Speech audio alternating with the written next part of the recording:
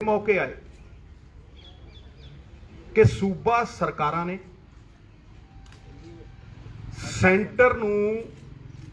Centre दे आदेशां नूं नकारिया सिरे तो, चाहे वो अपनी डेमोक्रेटिक ताकत जिहड़ी लोकां ने उन्हां नूं दित्ती है वो वरत के,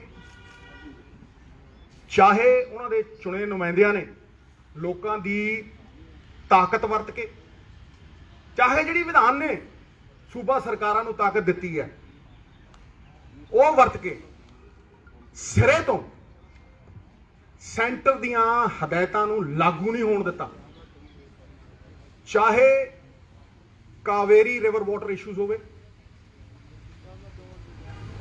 चाहे SYL का मुद्दा होवे, स्टेट खड़े रहे ने और खड़ के आवाज बुलंद की है और कहा कि असी नहीं मानते और सिरे तो नकारते हैं और अपनी सरजमीन ते ये लागू नहीं होने देते। CANRC ये कानून भी सेंटर ने बड़ा रीसेंटली पास करके लागू करने की कोशिश की, पर कई सूबिया ने सीधा सीधा नकारिया और लागू नहीं होने दिता। साडे कोल बहुत वड्डे ग्राउंड ने, नॉट ओनली टू डिफाई, सिर्फ डिफाई नहीं करना बट टू डिनाई। बहुत वड्डे ग्राउंड ने, ये पहला भी होया और हुण भी होना चाहिए, क्योंकि जिहड़े कानून ने ये अनकॉन्स्टिट्यूशनल ने, एक इलीगल ने, दो ये सूबियां दे कानून बनाउण दे अधिकार दे उत्ते एक बहुत बड़ा अटैक है। ये साडे पुरखियां दे दिते फेडरल स्ट्रक्चर दे उत्ते बहुत बड़ा अटैक है। ये ठीक है कि अज पंजाब ने और राजस्थान ने अमेंडमेंटा करके इन्हां कानूनां दा पुरजोर विरोध किया, होना चाहिए, शलाघायोग। लेकिन सानू पंजाब दे 3 करोड़ लोगों ने जिहड़ी डेमोक्रेटिक पावर दित्ती है, उन्हां दियां एस्पिरेशनस नूं मीट करन वास्ते कुछ होर मजबूत ठोस कदम चुकण की जरूरत है।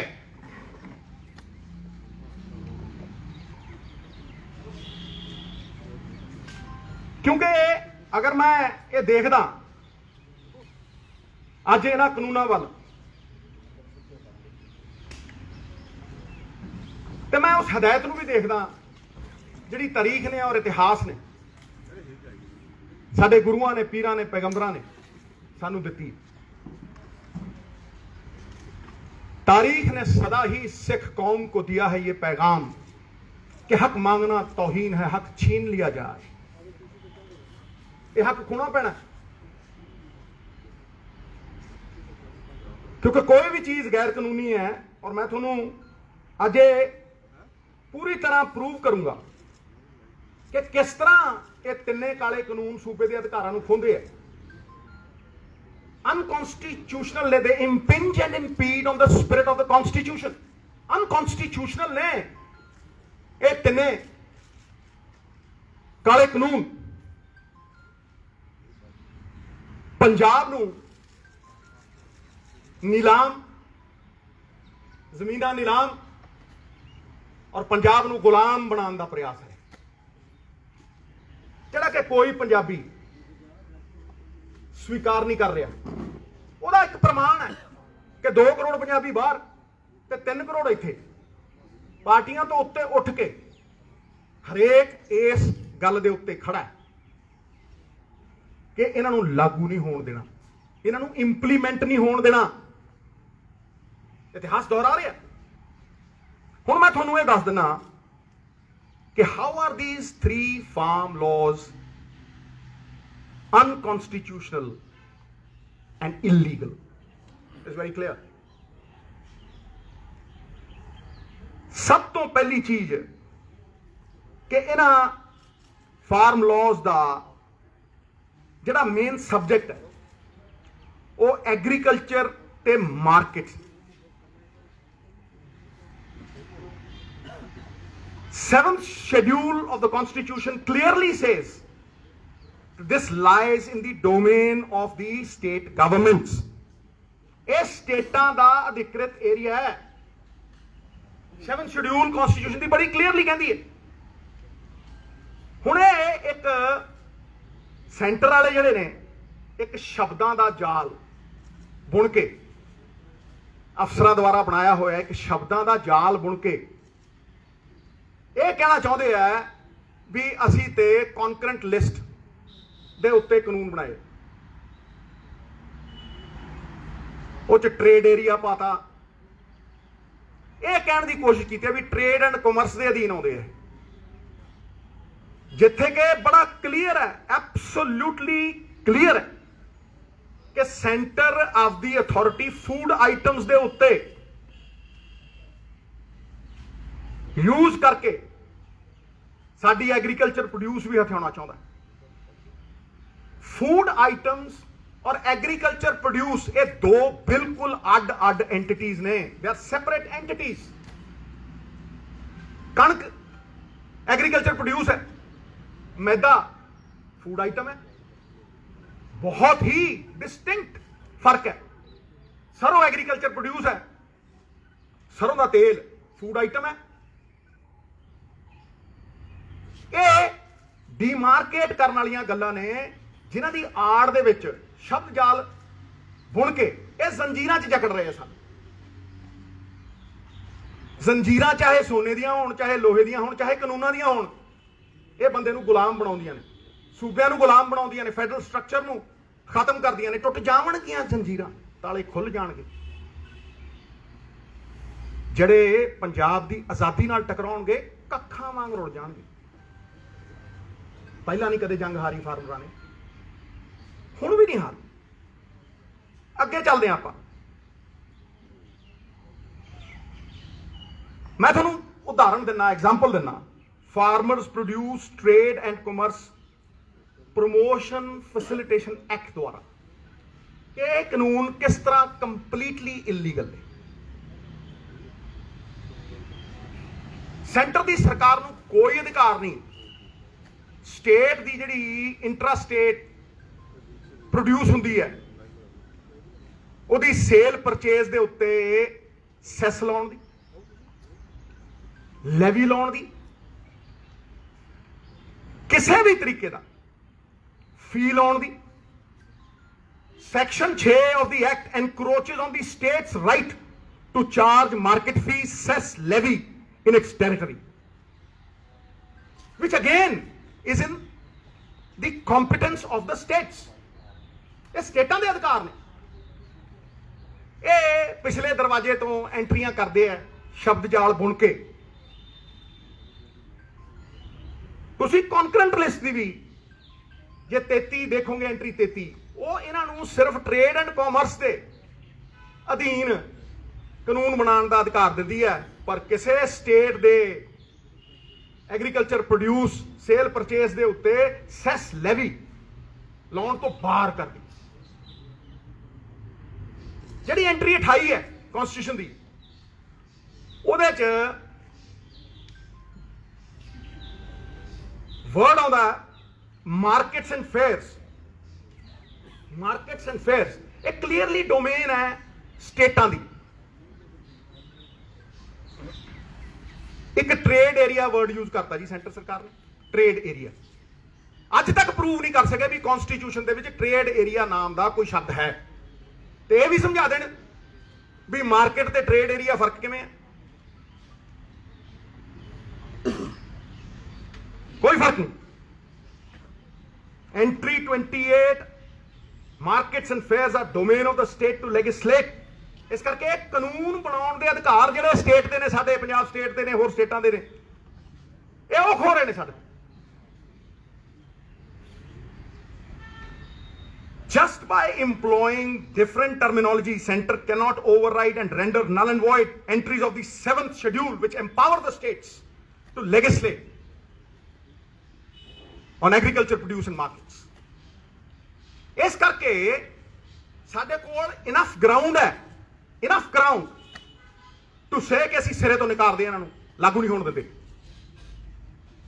ਠੀਕ ਹੈ, ਅਸੀਂ ਕਨਸਟੀਟਿਊਸ਼ਨਲ ਹੈਡਸ ਕੋਲ ਅਮੈਂਡਮੈਂਟ ਭੇਜੀ ਹੈ, ਗਵਰਨਰ ਪੰਜਾਬ ਉਹਨਾਂ ਦੇ ਰਾਹੀਂ ਪ੍ਰੈਜ਼ੀਡੈਂਟ ਆਫ ਇੰਡੀਆ। ਪਰ ਤੁਸੀਂ ਮੈਨੂੰ ਦੱਸੋ ਉਹ ਕਰਨ ਜਾਂ ਨਾ ਕਰਨ, ਆਪਦਾ ਮੁਕੱਦਰ ਉਹਨਾਂ ਦੇ ਹੱਥ ਹੈ।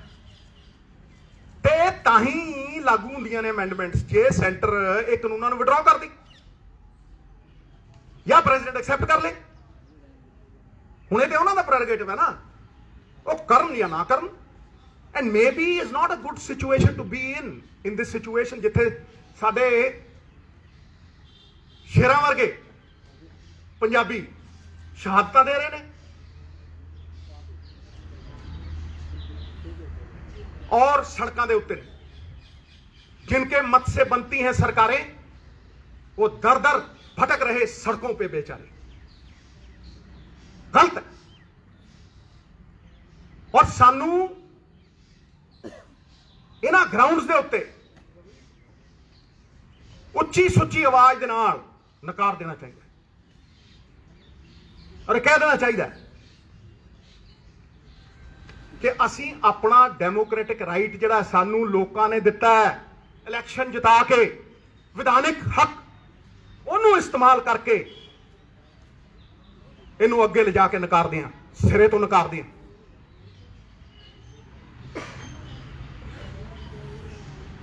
हुण मैं इस तो अगे वधा after defiance and denial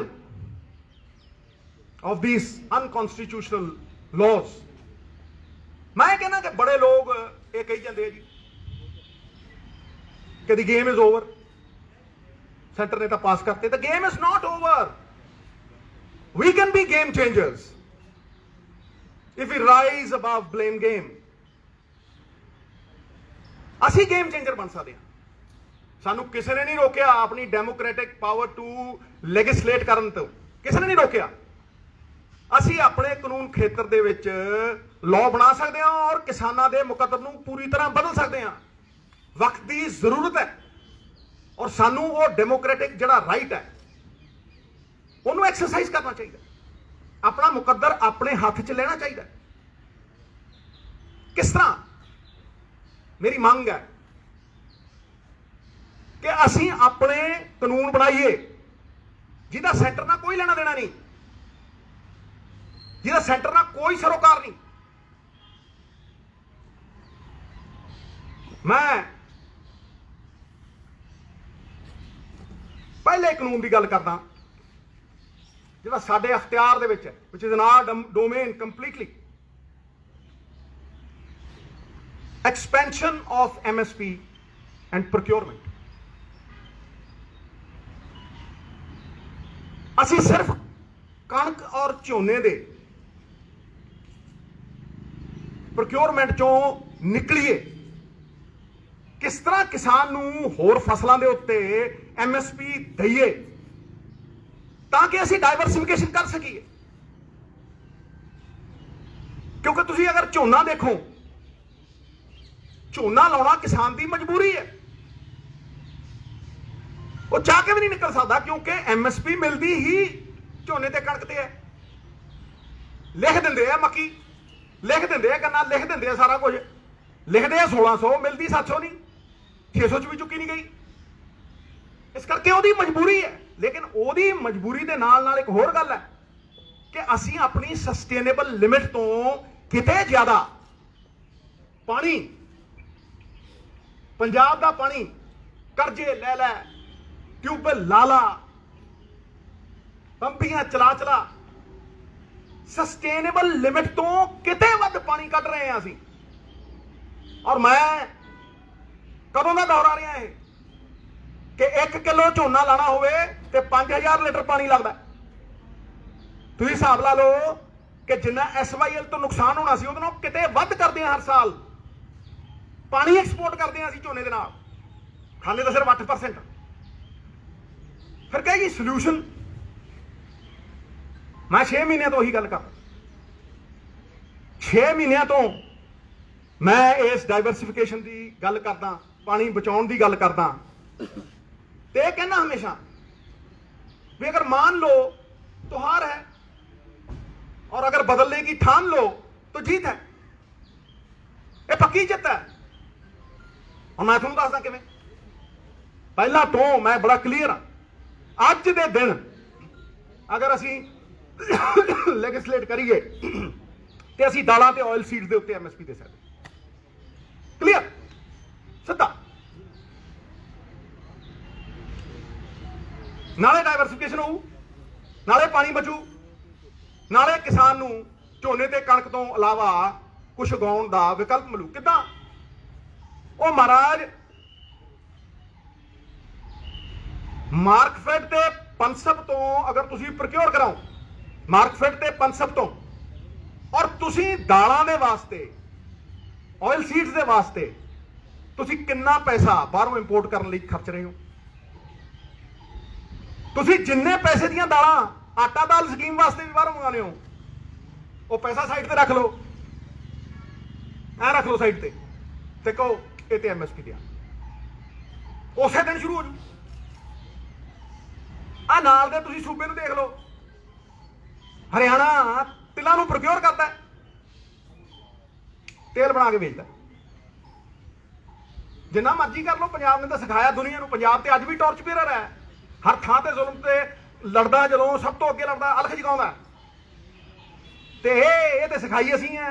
Rigveda के टाइम की खेती असीं सिखाई है। ये टॉर्च बेरर्स बाबे नानक का किता सी, उन्हें सिखाया सानू, अपना हथी अपना आपे ही काज समारी।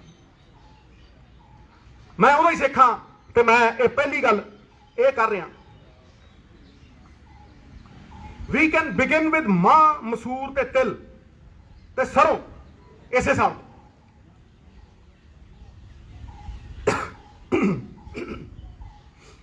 सितंबर दे विच मैं सब्जियां की गल की थी, सितंबर 6 महीने पहले। हुण होर भी करदे, बहुत चंगी गल है, मैं स्वागत करता। पर मैं ये पहले दे विच क्यों नहीं ऐड किया? क्योंकि एक सिस्टम है, एक प्रोसीजर है। दूजा जिहड़ा मैं कानून बनाउण की गल करदा वो इस चीज़ को फैसिलिटेट करूगा। चॉइस साडी है। हौली हौली हौली हौली तुसी जिन्ना मर्जी प्रोग्रेस कर लो। धीरे धीरे रे मना धीरे सब कुछ होए, माली सिंचे 100 घड़ा ऋतु आए फल होए। क्यों कहना कि फार्मरां नूं तुसी होल्डिंग कैपेसिटी दिओ, give them holding capacity through storage infrastructure. 5-5 पिंडां दे विच एक कोल्ड स्टोरेज बनाओ। किन्ना क पैसा लगदा भाई? हैं किन्ना क पैसा लगदा? क्योंकि जिद्दन तुसी उहनूं स्टोरेज की कैपेसिटी दोगे, होल्डिंग कैपेसिटी दोगे, वो बारगेनिंग कैपेसिटी आपे आ जाओ। वो खड़ा होकर कहूगा ट्रेडर नूं भी आ भाई इन्ने दा दऊं। पेरिशेबल कमोडिटीज ने ये, उनको स्टोरेज कैपेसिटी नहीं है। दवे सरकार है क्यों नहीं दे सकती? तो फिर तुसी जे तुसी अनाज वास्ते वेयर हाउस पूरे प्रॉपर, दालां मैं क्यों कहा? क्योंकि साढ़े को वेयर हाउस है ने, जिवें कणक स्टोर करते हैं उदां असीं दालां स्टोर कर सकते हैं। पर जे तुसीं सब्जियां स्टोर करनियां ने तुहानूं कोल्ड स्टोरेज चाहिए। जदों मैं ਅੰਮ੍ਰਿਤਸਰ ਦਾ MP ਹੁੰਦਾ ਸੀਗਾ ਤੇ ਰੌਲਾ ਪਾ ਕੇ ਉਦੋਂ ਫਲਾਈਟਾਂ ਸ਼ੁਰੂ ਕਰਾਈਆਂ ਸੀਗੀਆਂ ਤੇ ਇੱਥੋਂ ਬਰਮਿੰਗਮ ਤੇ ਟੋਰਾਂਟੋ ਜਾਂਦੀਆਂ ਹੁੰਦੀਆਂ ਸਬਜ਼ੀਆਂ 10-10 ਗੁਣਾ ਵੇਚਦੀਆਂ ਹੁੰਦੀਆਂ ਸੀ। ਹੁਣ ਖਾਂਦੇ ਆ ਉਹ ਬਰਸਲ ਸਪਰਾਊਟ। ਕਿਉਂ ਖਾਣ ਬਈ? ਸਾਡੀ ਗੋਭੀ ਕਿਉਂ ਨਾ ਖਾਣ? ਸਾਡੀਆਂ ਸਬਜ਼ੀਆਂ ਕਿਉਂ ਨਾ ਖਾਣ? ਪਰ ਉਹ ਤਾਂ ਹੀ ਹੈ ਕਿ ਜੇ ਤੁਸੀਂ ਉਹਨਾਂ ਨੂੰ ਅਲਾਉ ਕਰੋਗੇ, ਤੁਸੀਂ ਉਹਨਾਂ ਨੂੰ ਫੈਸਿਲਿਟੇਟ ਕਰੋਗੇ। ਕਿਸਾਨ ਤੇ ਆਰਗੈਨਿਕ ਖੇਤੀ ਵੀ ਕਰਨਾ ਚਾਹੁੰਦਾ, ਕੋਈ ਬਾਂਹ ਤੇ ਫੜੇ, ਬਾਂਹ ਫੜੇ। मैं तो जरिए दसदा ना,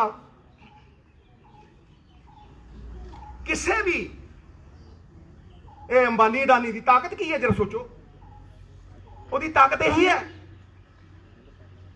ਵੀ ਉਹ ਪੋਲਾ ਜਿਹਾ ਲੈਂਦਾ ਮਾਲ, ਹੁਣ ਤੇ ਉਹਨੂੰ ਲਾਇਸੈਂਸ ਦੇਤਾ ਵੀ ਭਾਈ ਤੂੰ 50 ਗੁਣੇ ਵੇਚ ਤੇ 100 ਗੁਣਾ ਵੇਚ, ਉਹ ਰੱਖ ਲੈਂਦਾ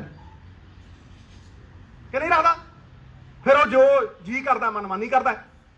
ਤੇ ਭਾਈ ਸਰਕਾਰ ਬਾਂਹ ਕਿਉਂ ਨਾ ਫੜੇ ਕਿਸਾਨ ਦੀ, ਫਿਰ ਉਹ ਕਿਉਂ ਸੜਕ ਤੇ ਜਾਊ। ਤੀਜੀ ਗੱਲ ਜਿਹੜੀ ਮੈਂ ਕਹਿ ਰਿਹਾ, ਔਰ ਇਹਦੇ ਵਿੱਚ ਹੀ ਸਾਰਾ ਕੁਝ ਆਊ, ਉਹ ਹੈਗੀ ਕੋਆਪਰੇਟਿਵ। ਸਾਨੂੰ ਆਪਣਾ ਕੋਆਪਰੇਟਿਵ ਦਾ ਕਾਨੂੰਨ ਅਮੈਂਡ ਕਰਨਾ ਪਏਗਾ। ਵੇਖੋ, ਕੋਆਪਰੇਟਿਵ ਨੂੰ ਰਜਿਸਟਰ ਕਦੋਂ ਕਰਨਾ, ਉਹਨੂੰ ਚਲਾਉਣਾ ਕਿਵੇਂ, ਉਹਦੀ ਮੈਨੇਜਮੈਂਟ ਇਹ ਕਿਸਾਨ ਦੇ ਹੱਥ 'ਚ ਹੋਣੀ ਚਾਹੀਦੀ ਹੈ, ਅੱਜ ਅਫਸਰਾਂ ਦੇ ਹੱਥ 'ਚ। ਹੁਣ ਉਹੀ ਤੁਸੀਂ ਘੁੰਡੀਆਂ ਜਿਹੀਆਂ ਪਵਾ ਲਓ ਅਫਸਰ ਤੋਂ ਕਿਸੇ ਤੋਂ, ਤੇ ਕਹੋ ਜੀ ਅਸੀਂ ਕਿਸਾਨ ਲਈ ਕੋਆਪਰੇਟਿਵ ਬਣਾਤੇ, ਤੇ ਗਲਤ ਹੈ। ਤੁਹਾਨੂੰ ਕੋਈ ਮਿਹਨਤ ਕਰਨ ਦੀ ਲੋੜ ਨਹੀਂ, ਕੋਈ ਇਹੋ ਜਿਹੇ ਕਾਨੂੰਨ ਬਣਾਉਣ ਦੀ ਲੋੜ ਨਹੀਂ।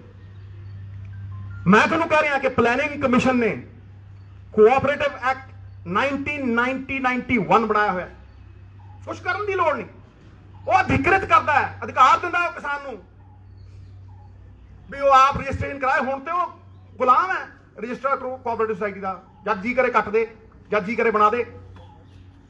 ਇਹ ਬਣਾਓ ਨਾ। ਵੀ ਹੈਵ ਟੂ ਸੀ ਕਿ ਅਸੀਂ ਫਾਰਮੈਲਿਟੀ ਕਰਨੀ ਹੈ ਕਿ ਗਰਾਊਂਡ ਰਿਐਲਿਟੀ। ਇਹ ਪਤਾ ਲੱਗੇ ਨਾ ਕਿਸਾਨ ਨੂੰ, ਜਿੱਦਣ ਤੁਸੀਂ ਇਹ ਅਧਿਕਾਰ ਦਿਓਗੇ ਕਿ ਉਹ ਆਪਣੇ ਕੋਆਪਰੇਟਿਵ ਬਣਾ ਕੇ ਉਹਨੇ ਰਜਿਸਟ੍ਰੇਸ਼ਨ ਕਰ ਸਕਦਾ ਹੈ, ਉਹਨਾਂ ਦੀ ਮੈਨੇਜਮੈਂਟ ਕਰ ਸਕਦਾ ਹੈ, ਤੇ ਤੁਸੀਂ ਉਹਨੂੰ ਕਲੈਕਟਿਵ ਸਟਰੈਂਥ ਦਿਓਗੇ। ਇਕੱਠੇ ਹੋ ਕੇ ਸਾਰੇ ਕਿਸਾਨ ਉਸੇ ਦਿਨ ਪ੍ਰੋਡਿਊਸਰ ਤੋਂ ਇਹ ਤੈਅ ਕਰਨ ਲੱਗ ਜਾਣਗੇ ਵੀ ਅਸੀਂ ਕੀ ਕੀਮਤ ਲੈਣੀ ਹੈ ਇਕੱਠੇ ਹੋ ਕੇ ਉਸੇ ਦਿਨ। ਮੈਨੂੰ ਇੱਕ ਬੰਦਾ ਦੱਸ ਦਿਓ ਇਸ ਧਰਤੀ ਦੇ ਉੱਤੇ ਜਿਹੜਾ ਆਪਦੀ ਚੀਜ਼ ਦੀ ਪ੍ਰਾਈਸ ਆਪ ਨਾ ਤੈਅ ਕਰਦਾ ਹੋਵੇ। ਮੈਨੂੰ ਇੱਕ ਬੰਦਾ ਦੱਸ ਦਿਓ। ਤੁਸੀਂ ਜਾਓ ਦੁਕਾਨ ਦੇ ਉੱਤੇ, ਟੁੱਥਪੇਸਟ ਦੀ ਪ੍ਰਾਈਸ ਇੰਨੀ ਹੈ ਜੀ, ਇਹਦੇ ਤੇ ਇੰਨਾ ਟੈਕਸ ਹੈ, ਲੈਣੀ ਹੈ ਲਾਓ, ਨਹੀਂ ਜਾਓ। ਤੇਲ ਤੇ ਇੰਨੀ ਹੈ, ਇੰਨਾ ਲੈਣਾ ਲਾਓ, ਨਹੀਂ ਜਾਓ। ਗੱਡੀ ਵੇਚਣੀ ਹੈ, ਇੰਨੇ ਦਊਂ, ਇੰਨੇ ਲੈਣੇ ਆ, ਦੇਣੇ ਤੇ ਨਹੀਂ ਜਾ। ਸਵਾਏ ਕਿਸਾਨ ਦੇ। ਕਿਸਾਨ ਪਰਚੂਨ ਤੋਂ ਖਰੀਦਦਾ ਤੇ ਹੋਲਸੇਲ 'ਚ ਵੇਚਦਾ। ਹੀ is the only person who buys in retail and sells in wholesale. ਕਿਉਂ? ਕਿਉਂਕਿ ਉਹਦੇ ਕੋਲ ਪੈਰਿਸ਼ੇਬਲ ਕਮੋਡਿਟੀ ਹੈ, ਉਹ ਇੱਕ ਦਿਨ ਨਹੀਂ ਰੱਖ ਸਕਦਾ। ਉਹਨੂੰ ਕਿਹਾ ਜਾਂਦਾ ਦੇਣੀ ਹੈ, ਦੇ ਨਹੀਂ ਨਾ, ਉਹ ਕਿੱਦਾਂ ਰੱਖ ਲੂ। ਮੈਂ ਤੁਹਾਨੂੰ ਐਗਜ਼ਾਮਪਲ ਦਿੰਦਾ ਮਹਾਰਾਜ, ਇਹ ਸਾਰਿਆਂ ਨੂੰ ਇੱਕ ਇੱਕ ਬੰਦੇ ਨੂੰ ਸਮਝਾਊ। ਜਦੋਂ ਸੀਜ਼ਨ ਹੁੰਦਾ ਤੇ ਉਹ ਟਮਾਟਰ ਲੈ ਕੇ ਮਾਰਕੀਟ 'ਚ ਜਾਂਦਾ, ਉਹ ਟਮਾਟਰ 3 ਰੁਪਏ ਨੂੰ ਵਿਕਦਾ। ਉਹ ਕਹਿੰਦਾ ਯਾਰ 4 ਦੇ ਦੇ, 5 ਦੇ ਦੇ। ਉਹਨੂੰ ਪਤਾ ਹੈ ਵੀ ਅਗਲੇ ਦਿਨ ਗਲ ਜੂ ਟਮਾਟਰ, ਕੋਲਡ ਸਟੋਰੇਜ ਮੇਰੇ ਕੋਲ ਹੈ ਨਹੀਂ। ਉਹ ਟਮਾਟਰ ਉਹ ਤੋਂ 3 ਰੁਪਏ ਦਾ ਲਿੱਤਾ ਜਾਂਦਾ, ਉਸੇ ਦਿਨ ਪਰਚੂਨ ਤੇ 25 ਰੁਪਏ ਦਾ ਵਿਕਦਾ। ਤੇ ਜੇ ਮਹੀਨੇ ਇੱਕ ਬਾਅਦ ਜਾਂ ਡੇਢ ਬਾਅਦ ਜਾਂ 2 ਬਾਅਦ ਉਹਨੇ ਟਮਾਟਰ ਲੈਣਾ ਹੋਇਆ, ਉਹ ਪਰਚੂਨ ਦੀ ਦੁਕਾਨ ਤੋਂ 65 ਦਾ ਖਰੀਦਦਾ। ਆਪਦਾ ਹੀ 3 ਰੁਪਏ ਦਾ ਟਮਾਟਰ ਉਹ 65 ਦਾ ਖਰੀਦਦਾ। ਇਹਨੂੰ ਕੌਣ ਇਨਸਾਫ ਕਹੂ? ਫਿਰ ਕਿਉਂ ਨਾ ਉਹ ਇਹ ਕਹੂ ਵੀ ਮੇਰੀ ਮਿਹਨਤ ਕੋਈ ਹੋਰ ਖਾਈ ਜਾਂਦਾ ਹੈ। ਜੇ ਤੁਸੀਂ ਕੋਈ ਗੱਲ ਨਹੀਂ, ਆਪਣੇ ਤੇ ਨਹੀਂ ਕਰਦਾ, ਫਿਕਰ ਨਾ ਕਰ, ਆਪਾਂ ਚੰਗਾ ਕੰਮ ਕਰੇ ਤੇ ਬਿਲਕੁਲ। ਤੁਸੀਂ ਅਡਾਨੀ ਨੂੰ ਸਟੋਰੇਜ ਦਿੰਦੇ ਹੋ ਸੈਂਟਰ ਦੀ ਜ਼ਮੀਨ ਦੇ ਉੱਤੇ। ਮਿੱਤਰੋ, ਸੈਂਟਰ ਦੀ ਜ਼ਮੀਨ ਦੇ ਉੱਤੇ ਆਖੇ ਕੀ ਕਿ ਜਦੋਂ FCI ਡਿਸਬੈਂਡ ਹੋ ਜੂਗੀ, ਕਰਜ਼ਾ ਉਹਦੇ ਤੇ ਆਪ ਚੜਾਇਆ, ਕਿ ਜਦੋਂ FCI ਖਤਮ ਹੋ ਜੂ, ਹਾਂਜੀ, ਤੇ FCI ਖਤਮ ਹੋਣ ਤੋਂ ਪਹਿਲਾਂ ਹੀ ਅਡਾਨੀ ਸਾਹਿਬ ਉਹਦੇ ਤੇ ਸਾਈਲੋ ਬਣਾ ਰਹੇ ਆ। ਉਹਨਾਂ ਦੀ ਜ਼ਮੀਨ 'ਚ ਉਹਨਾਂ ਦੀ ਬਣਾਈ ਫਿਰਦੇ ਆ। 12 ਲੱਖ ਮੀਟ੍ਰਿਕ ਟਨ ਦੀ ਸਟੋਰੇਜ ਦੇਈ ਫਿਰਦੇ ਆ। ਹੁਣ ਕਹਿੰਦੇ 3 ਸਾਲਾਂ 'ਚ 25 ਲੱਖ ਮੀਟ੍ਰਿਕ ਟਨ ਕਰ ਇਹ ਸਟੋਰੇਜ। ਤੇ ਦੇਖੋ ਤੁਸੀਂ ਸਟੋਰੇਜ ਤੇ ਕੀ ਕਹਿੰਦੇ ਆ। ਸਟੋਰੇਜ ਤੇ ਕਹਿੰਦੇ ਆ ਅਡਾਨੀ ਸਾਹਿਬ ਤੁਸੀਂ 5% ਸਟੋਰੇਜ ਕਰੋਗੇ, ਅਸੀਂ ਪੈਸੇ ਤੁਹਾਨੂੰ 100 ਦੇ ਦਿਆਂਗੇ। ਵਾਹ, ਮੈਕਸਿਮਮ ਸਪੋਰਟ ਪ੍ਰਾਈਸ ਦਿਆਂਗੇ। ਬੱਲੇ ਉਹ ਬੱਲੇ, ਗੰਨੇ ਚੂਪਣ ਨੂੰ ਬਾਂਦਰੀ, ਡੰਡੇ ਖਾਣ ਨੂੰ ਰਿੱਛ ਹੈ। ਪੂਰੀ ਸਟੋਰੇਜ ਤੁਹਾਨੂੰ 5% ਤੁਸੀਂ ਸਟੋਰੇਜ ਕਰੋਗੇ, 100 ਦੇਾਂਗੇ ਤੁਹਾਨੂੰ। 5% ਤੁਹਾਡੀ ਸਟੋਰੇਜ ਹੋਊਗੀ, ਤੁਹਾਨੂੰ 100 ਦੇਾਂਗੇ। ਤੇ ਕਿਸਾਨ ਨੂੰ ਕਹਿੰਦੇ ਤੈਨੂੰ ਮਿਨੀਮਮ ਸਪੋਰਟ ਪ੍ਰਾਈਸ ਨਹੀਂ ਦਿਆਂਗੇ। ਕੀ ਕਹਾਂ ਹੈ ਜੀ? ਤੁਹਾਨੂੰ ਮੈਕਸਿਮਮ ਸਪੋਰਟ ਪ੍ਰਾਈਸ ਦੇਾਂਗੇ, ਕਿਸਾਨ ਨੂੰ ਅਸੀਂ ਮਿਨੀਮਮ ਸਪੋਰਟ ਪ੍ਰਾਈਸ ਨਹੀਂ ਦਿੰਦੇ। ਜਿੱਦਣ ਤੁਸੀਂ ਇਹ ਕਰੋਗੇ ਉਹ ਆਪਣੀ ਫਸਲ ਦਾ ਸਹੀ ਵਾਜਬ ਦਾਮ ਤੈਅ ਕਰਨ ਵਾਲਾ ਹੋ ਜਾਊਗਾ। ਪ੍ਰੋਡਿਊਸਰ ਦੇ ਨਾਲ ਉਹ ਬਾਰਗੇਨ ਕਰੂਗਾ ਵੀ ਹਾਂ ਅਸੀਂ ਇੰਨੇ ਤੇ ਦੇਾਂਗੇ ਜਿੱਦਣ ਤੁਸੀਂ ਇੱਕ ਕੋਆਪਰੇਟਿਵ ਬਣਾ।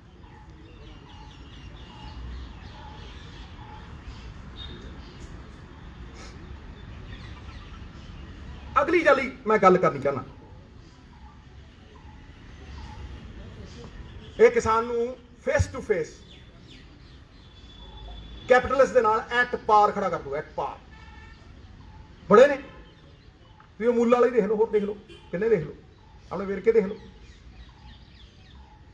ਇੱਕ 2 ਏਕੜ ਵਾਲਾ 2 ਕਿਲੋ ਵਾਲਾ ਤੇ 100 ਕਿਲੋ ਵਾਲਾ ਸੇਬ ਦੇਖ ਲਓ, ਜਾ ਕੇ ਦੇਖ ਲਓ, ਤੁਹਾਨੂੰ you will see it yourself. ਇਹ ਕਲੈਕਟਿਵ ਸਟਰੈਂਥ, ਬਾਰਗੇਨਿੰਗ ਕੈਪੈਸਿਟੀ, ਇੱਕ ਪ੍ਰੋਡਿਊਸਰ ਨੂੰ ਉਹਦਾ ਹੱਕ ਸਾਨੂੰ ਦੇਣਾ ਪਊ। ਨੰਬਰ 3, ਨੰਬਰ 4 ਹੀ ਹੋ ਗਿਆ, ਕੋਆਪਰੇਟਿਵ ਹੋ ਗਏ। ਫਿਰ ਇਹ ਨੰਬਰ 4 ਐਗਰੀਕਲਚਰ ਲੇਬਰ।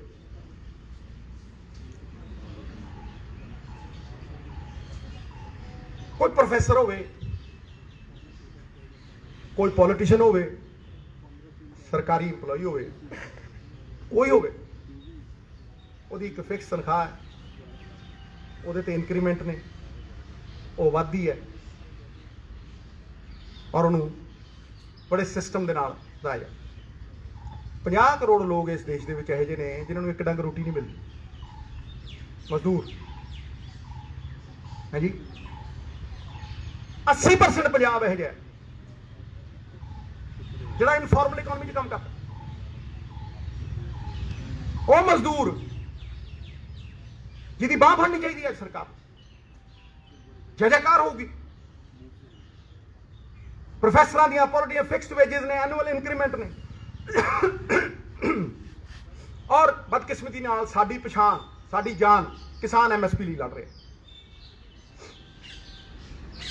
ਮੈਂ ਮੰਗ ਕਰਦਾ, ਅਸੀਂ ਇਹ ਤਾਂ ਦੇਖ ਹੀ ਲਿਆ ਕਿ ਸਰਕਾਰਾਂ ਕਾਰਪੋਰੇਟਸ ਲਈ ਕੀ ਕਰਦੀਆਂ ਨੇ, 0.1% ਲੋਕਾਂ ਲਈ ਕੀ ਕਰਦੀਆਂ ਨੇ। 5-5 ਲੱਖ ਕਰੋੜ ਰੁਪਈਆ ਛੱਡਦੀਆਂ ਨੇ, ਰੈਵਨਿਊ ਫੋਰਗੋਨ ਛੱਡਦੀਆਂ ਨੇ। 17 ਲੱਖ ਕਰੋੜ ਰੁਪਈਆ ਬੈਂਕਾਂ ਦਾ ਚੁਕਾਤਾ, ਐਨਪੀਏ ਸਾਂਠ ਗਾਂਠ ਨਾਲ, ਕਿਸੇ ਪ੍ਰਾਈਵੇਟ ਬੈਂਕ ਦਾ ਨਹੀਂ ਹੈ, ਸਾਰਾ ਸਰਕਾਰੀ ਬੈਂਕਾਂ ਦਾ ਚੁਕਾਤੇ ਸਾਰੇ। ਹਾਂਜੀ, ਇਹ ਜਾਣਦੇ ਹਾਂ ਅਸੀਂ ਵੀ ਉਹਨਾਂ ਲਈ ਕੀ ਕਰ ਰਹੇ। ਪਰ ਮੈਂ ਮੰਗ ਕਰਦਾ ਕਿ ਮਨਰੇਗਾ ਲਾਈਕ ਇਨਕਮ ਸਪੋਰਟ 2-2.5 ਏਕੜ ਵਾਲੇ ਕਿਸਾਨ ਦੇ ਖੇਤ ਦੇ ਵਿੱਚ, ਚਾਹੇ ਕਿਸਾਨ ਜਾਵੇ ਚਾਹੇ ਮਜ਼ਦੂਰ ਜਾਵੇ, ਉਹਨੂੰ ਮਨਰੇਗਾ ਲਾਈਕ ਵੇਜ ਸਪੋਰਟ ਮਿਲਣੀ ਚਾਹੀਦੀ ਹੈ। ਮੈਂ ਮੰਡੀ ਗਿਆ, ਸਬਜ਼ੀ ਮੰਡੀ, ਮੈਂ ਧਰਾ ਦੀ ਗੱਲ ਕਰਦਾ, ਮੰਡੀ ਗਿਆ, ਉੱਥੇ ਮੰਡੀ ਇੱਕ ਮਜ਼ਦੂਰ ਨਾਲ ਮੈਂ ਗੱਲ ਕੀਤੀ। ਮੈਂ ਕਿਹਾ ਭਾਈ ਤੇਰੀ ਕਿੰਨੀ ਦਿਹਾੜੀ ਹੈ? ਉਹ ਕਹਿੰਦਾ ਜੀ 250। ਮੈਂ ਕਦੋਂ ਤੋਂ ਹੈ? ਉਹ ਕਹਿੰਦਾ ਜੀ ਪਿਛਲੇ 1.5-2 ਸਾਲਾਂ ਤੋਂ 250 ਹੀ ਹੈ। ਮੈਂ ਵਧੀ ਹੈ 5 ਰੁਪਏ 10 ਰੁਪਏ। ਕਹਿੰਦਾ ਨਾ। ਮੈਂ ਦਾਲ ਕਿੰਨੇ ਦੀ ਹੋ ਗਈ? ਕਹਿੰਦਾ ਜੀ 6 ਮਹੀਨਿਆਂ 'ਚ 50 ਰੁਪਏ ਤੋਂ ਦਾਲ 120 ਹੋ ਗਈ ਤੇ 150 ਤੇ ਖੜੂਗੀ। ਕਹਿੰਦਾ ਜੀ ਟਮਾਟਰ ਬਹੁਤ ਵੱਧ ਗਏ। ਕਹਿੰਦਾ ਜੀ ਮਟਰ ਅੱਜ 110 ਨੂੰ ਮਿਲਦਾ ਹੁੰਦਾ ਸੀ ਪਹਿਲਾਂ 10 ਨੂੰ। ਮੈਂ ਕਿਹਾ ਤੇਰੀ ਤਨਖਾਹ ਜਾਂ ਤੇਰੀ ਦਿਹਾੜੀ 250 ਤੋਂ ਕਿਸੇ ਨੇ 260 ਵੀ ਕੀਤੀ ਹੈ? ਕਹਿੰਦਾ ਨਾ। ਮਤਲਬ ਜਦੋਂ ਕੀਮਤ ਵਧਾਈ ਤੁਸੀਂ ਦਾਲ ਦੀ ਦੁੱਗਣੀ, ਤੇ ਜਦੋਂ ਤੁਸੀਂ ਕੀਮਤ ਬਣਾਈ ਮਟਰ ਦੀ 10 ਗੁਣੀ ਤੇ ਹੋਰ ਚੀਜ਼ਾਂ ਦੀ, ਮਿੱਤਰਾ ਨਾ ਸ਼ੇਰ ਪਾਣੀ, ਜਦੋਂ ਤੁਸੀਂ ਉਹ ਕੀਮਤਾਂ ਵਧਾਈਆਂ, ਕਿ ਤੁਸੀਂ ਉਸ ਇਨਫਲੇਸ਼ਨ ਦੇ ਨਾਲ, ਉਸ ਮਹਿੰਗਾਈ ਦੇ ਨਾਲ ਕਿਸੇ ਗਰੀਬ ਦੀ ਜਿਹੜੀ ਦਿਹਾੜੀ ਉਹਨੂੰ ਲਿੰਕ ਕੀਤਾ। It should be linked to inflation. ਤੁਸੀਂ ਅਡਾਨੀ ਲਿਆ, ਸਾਈਲੋ ਲਿੰਕ ਕੀਤਾ। ਲਾ ਜਾ ਮੇਰਾ ਕੋਈ, ਮੈਂ ਤਾਂ ਪਹਿਲਾਂ ਦਾ ਬੁਲਾਉਣਾ, ਆਓ ਬੈਠੋ। ਅਡਾਨੀ ਨੂੰ ਜਿਹੜੀ ਪੇਮੈਂਟ ਮਿਲੂਗੀ ਉਹ ਇਨਫਲੇਸ਼ਨ ਦੇ ਨਾਲ ਲਿੰਕ ਹੋਈ ਹੈ। ਉਹ ਇਨਫਲੇਸ਼ਨ ਦੇ ਹਿਸਾਬ ਦੇ ਨਾਲ ਮਿਲੂਗੀ। ਜਿੰਨੀ ਕੀਮਤ ਵਧੂ ਉਹਨੂੰ ਉਹਦੀ ਸਟੋਰੇਜ ਦੀ ਵੀ ਬਾਕੀ ਵੀ ਪੈਸੇ ਮਿਲਣਗੇ। ਲੇਕਿਨ ਇੱਕ ਲੇਬਰਰ ਨੂੰ ਨਹੀਂ। ਮੈਂ ਕਿਉਂ ਕਹਿ ਰਿਹਾ? ਮੈਂ ਇੱਕ ਸੱਥ 'ਚ ਬੈਠਾ ਅਟਾਰੀ, ਉੱਥੇ ਇੱਕ ਮੇਰਾ ਵੀਰ ਮੇਰਾ ਹੱਥ ਫੜ ਕੇ ਮੈਨੂੰ ਕਹਿੰਦਾ, ਸਿੱਧੂ ਸਾਹਿਬ ਮੈਂ ਮਟਰ ਲਾਉਣਾ। ਕਹਿੰਦਾ ਜੇ 2 ਰੁਪਏ ਮਟਰ ਦੀ ਲਵਾਈ ਹੈ ਤੇ ਲੇਬਰ ਵੀ ਮੈਨੂੰ 2 ਦੇਣੀ ਚਾਹੀਦੀ, ਮੈਨੂੰ ਬਚਦਾ ਹੀ ਕੁਛ। ਜਦੋਂ ਤੁਸੀਂ ਖੇਤ 'ਚ ਜਾਂਦੀ ਉਹਦੀ ਲੇਬਰ ਨੂੰ ਵੇਜ ਸਪੋਰਟ ਦਿਓਗੇ ਤਾਂ ਤੁਸੀਂ ਕਿਸਾਨ ਦਾ ਬੋਝਾ ਘੱਟ ਕਰ ਦਿਓਗੇ, ਖਤਮ ਕਰ ਦਿਓਗੇ। ਜਿਹੜੇ 2 ਰੁਪਏ ਉਹ ਦਿੰਦਾ ਲੇਬਰ ਨੂੰ, ਜਦੋਂ ਸਰਕਾਰ ਇਨਫਲੇਸ਼ਨ ਦੇ ਨਾਲ ਲਿੰਕ ਕਰਕੇ ਬਕਾਇਆ ਪੇ ਕਰੂਗੀ ਤੇ ਬੱਲੇ ਬੱਲੇ ਹੋਊ, ਨਾਲੇ ਗਰੀਬ ਦੀ ਨਾਲੇ ਕਿਸਾਨ ਦੀ, ਛੋਟੇ ਦੀ। ਚੁਣ ਲਓ ਇਕਨੋਮਿਕਲੀ ਜਿਹੜੇ 2.5 ਏਕੜ ਵਾਲੇ ਨੇ, 4 ਏਕੜ ਵਾਲੇ ਨੇ, ਮੈਂ ਤਾਂ ਕਹਿੰਦਾ 5 ਏਕੜ ਵਾਲੇ ਦਿਓ ਦਿਓ। ਵੈਸੇ ਵੀ ਤੁਸੀਂ सम्मान ਪਤਾ ਹੀ ਦੇ ਦਿਓ ਉਹਨੂੰ, ਕਿਉਂਕਿ ਉਹ ਖੇਤ 'ਚ ਮਿੱਟੀ ਨਾਲ ਮਿੱਟੀ ਹੋ ਰਿਹਾ। ਡਿਮਾਂਡ ਡਰਿਵਨ ਹੈ ਇਹ ਮਨਰੇਗਾ। ਹਾਂਜੀ,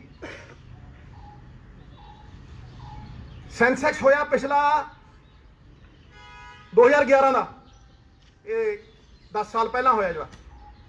ਹਾਂਜੀ, ਉਹ 'ਚ ਦਲਿਤ ਵੀਰ ਪੰਜਾਬ ਦੇ ਵਿੱਚ 32% ਸੀ। ਅੱਜ 10 ਸਾਲ ਬਾਅਦ ਲਾ ਲਓ 35% ਪੱਕੇ ਨੇ। 35-36% ਦਲਿਤ ਵੀਰਾਂ ਕੋਲ 2% ਜ਼ਮੀਨ ਹੈ, ਚਾਹੇ ਰਹਿਣ ਨੂੰ ਹੋਵੇ ਚਾਹੇ ਵਾਹਣ ਨੂੰ। 35% ਦਲਿਤ ਵੀਰਾਂ ਦੀ ਆਬਾਦੀ ਕੋਲ ਸਿਰਫ 2%। ਹਾਂਜੀ, ਉਹਨਾਂ ਦੀ ਬਾਹ ਫੜੋ ਨਾ, ਉਹ ਲੇਬਰ ਕਰਦੇ। ਦੇਖ ਲਓ ਜਾ ਕੇ, ਸਵੇਰੇ ਲੇਬਰ ਚੌਂਕ ਖੜ ਜਾਓ, ਉੱਥੇ ਨਹੀਂ ਕਰਨਾ ਜਿਹੜਾ ਕਿਸਾਨ ਦਾ। ਹੋਰ ਛੱਡੋ, ਅੰਮ੍ਰਿਤਸਰ ਦੀ ਸਬਜ਼ੀ ਮੰਡੀ ਸਭ ਤੋਂ ਵੱਡੀ ਹੈ, ਉੱਥੇ ਜਾ ਕੇ ਪਤਾ ਕਰ ਲਓ ਵੀ ਜੋ ਸਿੱਧੂ ਕਹਿੰਦਾ ਸਹੀ ਹੈ ਕਿ ਨਹੀਂ। 250 ਤੋਂ ਵਧੀਆ। ਇਹ 4 ਚੀਜ਼ਾਂ ਸਾਡੇ ਹੱਥ ਨੇ, ਕਿਸੇ ਸੈਂਟਰ ਵਾਲੇ ਵੱਲ ਨਹੀਂ ਦੇਖਣਾ। ਇਹਨਾਂ ਵੱਲ ਕਿਉਂ ਵੇਖਦੇ ਹਾਂ ਅਸੀਂ? ਕਿਉਂ ਅਸੀਂ ਆਪਦਾ ਨਾ ਮੁਕੱਦਰ ਇਹਨਾਂ ਦੇ ਹੱਥ ਦੇਈਏ? ਹਾਂਜੀ,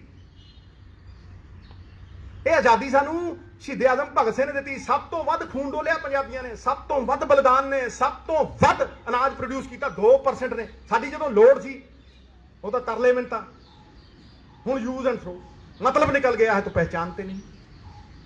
मैं अखीर दे विच ये टिका के कहना,